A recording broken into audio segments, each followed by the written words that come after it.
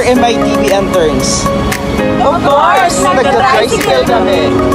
TV interns, of course, naglalakad na kayo pumunta sa station. Magandang umaga mga kapitbahay.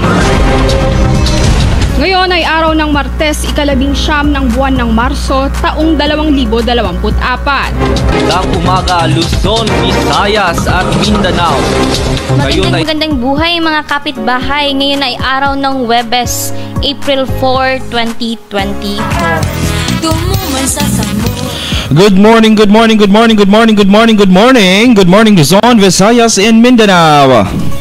Yes, kami po ang iyong makakasama sa programa ni Bobby Ala. Ito ang Alarangkada. Hi guys, I'm Nolan Alsaga from Bachelor of Arts in Broadcasting 4A.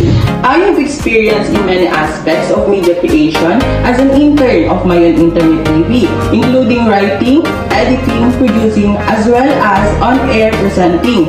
Kailangan namin everyday maghanda ng key to core news for our top of the hour.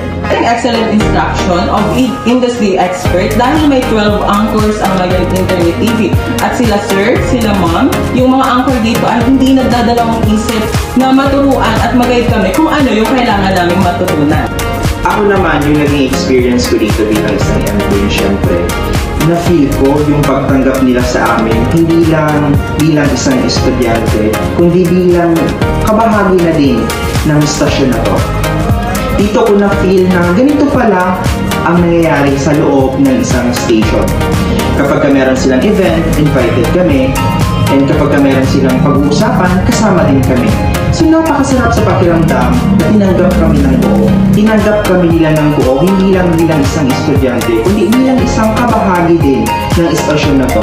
So dito ko na-feel na hindi mo kailangan mahiya at hindi mo kailangan i-level yung sarili mo na isang estudyante ka lang, isang intern ka lang, kundi tinanggap kami ng buo ng MITV. At dito din namin napatunayan kung ano yung kaya namin gawin, ano yung kayang gawin ng isang estudyante at anong kayang gawin ng isang tunay na media professional. Siguro yung natutunan ko talaga is kailangan meron kang isang mahabang pasensya. Napakahabang pasensya bilang isang media personnel. Kasi kung wala kang pasensya, walang patutunguhan yung ganitong klaseng profesyon. Kasi unang-una pa lang sa paghahanap mo ng balita, kailangan may pasensya ka na. Sa naging karanasan ko bilang intern dito sa Mayon Internet TV, halo-halong emosyon yung naramdaman ko. Merong saya, kaba, konting disappointment, and of course, satisfaction.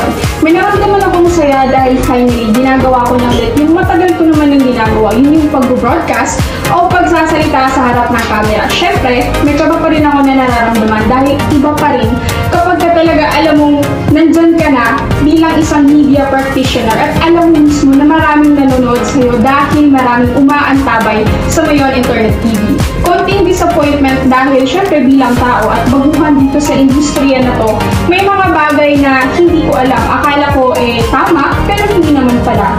Pero at the end of the day, natutunan ko rin naman kung ano dapat yung mga dapat na gawin. And of course, satisfaction. Nararamdaman ko to every time na natatapos ako mag-top of the hour or every time na uuwi ako, lalo na pag alam kong maganda ang naging performance ko.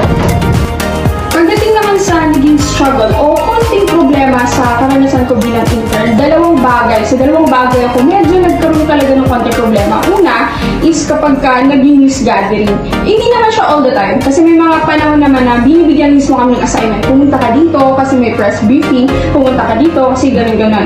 Pero sa tuwing kasi hindi kami binibigyan mismo ng assignment, doon ako medyo nagkaka-problema. Kasi syempre kailangan magsariling sikap ako para makahanap ako ng balita na ibabalita ko para sa top of the hour kinabukasan.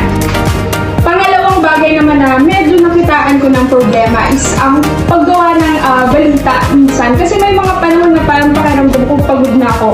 Siguro kasi masyado ng maraming balita yung nagawa ko. Imagine, sa loob ng isang linggo, sobra 10 yung ginagawa namin balita para sa top of the hour schedule namin. Sa mahigit isang buwan, maybe isang buwan na karanasan ko bilang intern dito sa Mayon Internet TV, meron akong dalawang importanteng bagay na nasabi ko talaga natutunan ko talaga. Una ay ang pakikipagsalumuha o pakikisama sa mga tao. Siyempre, alam naman natin na bilang media practitioner, talagang nasa trabaho natin, nakikipag-usap tayo kasi naghahanap tayo ng balita, makikisama tayo, makikipagsalumuha tayo sa mga taong talagang makakasama natin o makikita natin sa mga pinupuntahan natin. Kaya yun talaga yung isa sa pinaka-importante yung natutunan ko kung paano ba makisama o makipagsalumuha sa mga tao. At ang pangalawang pinaka-natutunan ko naman ay kung ano ba talaga yung mundo ng media, kung paano umakto bilang isang media practitioner, at kung ano ba talaga yung mga dapat at hindi dapat na gawin. First and foremost, I would like to thank for providing us knowledge. Ang pagpasok sa Mayon Internet TV ay isang napakahalagang karanasan.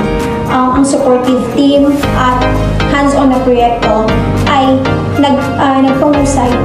isang nagpahusay sa aking kaalaman at kasanayan sa broadcasting.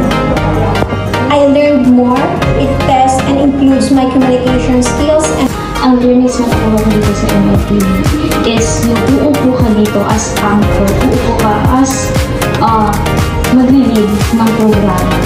Parang yung feeling na estudyante ka pero na-experience mo yung ganito, natatrain mo na yung ganitong profession. And second is yung video editing. Since di naman talaga ako magaling at nahihirapan ako sa video editing, yun yung pangalawang learnings na nakuha ko dito. Parang na-overcome ko na siya ng paunti-unti. Sa experience naman, napakagandang experience na dito kami na-intern, dito kami pumasok.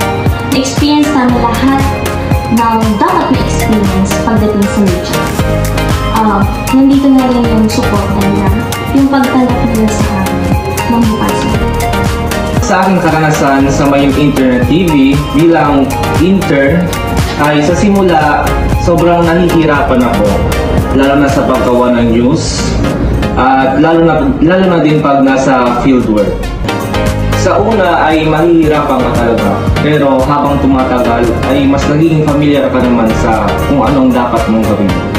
Lalo na nandito naman yung mga anchor natin na tumutulong naman sa pag-guide sa amin. Overall, sa loob ng mahigit isang buwan bilang intern dito sa Mayon Internet TV, ay mas nahasa ako sa live broadcast at news writing. Ako si Nolan Alasaga, intern ng Bicol University College of Arts and Letters, ang inyong kapitbahay. Ako si Hercules Barbacena, intern ng Bicol University College of Arts and Letters, ang inyong kapitbahay. Ako si Nina Belicaron, intern ng Bicol University College of Arts and Letters, ang inyong kapitbahay. Ito si Liza Bonagante, intern ng Bicol University College of Arts and Letters, ang inyong kapitbahay. Ako si Ana Laron, intern ng Bicol University College of Arts and Letters, ang inyong kapitbahay. Ako si Manuel Santiago, intern ng Bicol University College of Arts and Letters, ang inyong kapitbahay.